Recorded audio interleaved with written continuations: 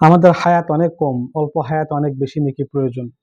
আমরা খুব অল্প সময়ে সূরা ইখলাস, কুল হুয়াল্লাহু আহাদ এই সূরাটি পাঠ করে অল্প সময়ে অনেক নেকি অর্জন করে নিতে পারি।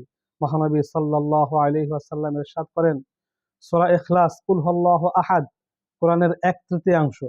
সুতরাং কোনো ব্যক্তি যদি 3 বার এই সূরাটি একবার পাঠ করে তাহলে তার আমলনামায় এক খতম কোরআনের সওয়াব আল্লাহ পাক রব্বুল আলামিন দান করবেন। যদি 12 বার আমরা সূরা ফাতিহা, এই সূরা ইখলাস, কুল হুয়াল্লাহু আহাদ পাঠ করি, 12 বার পড়তে হয়তো বড়জোর 1 মিনিট লাগবে। 1 মিনিটে 4 খতম কোরআনের সওয়াব আমরা খুব সহজেই এই সওয়াব বা এই নেকি অর্জন করে নিতে পারি।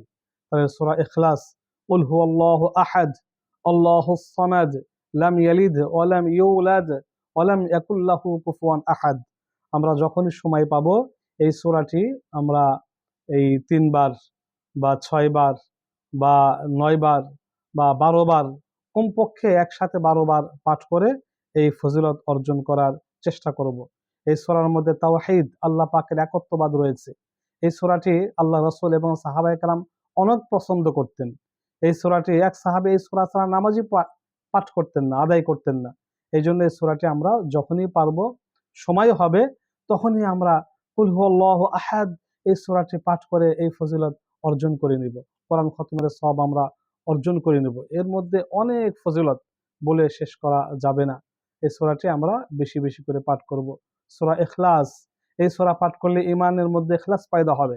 ঈমানের মধ্য থেকে যে কুফরি শিরকির নাপাকি আছে, আল্লাহ পাক নাপাকি দূর করে দিবেন।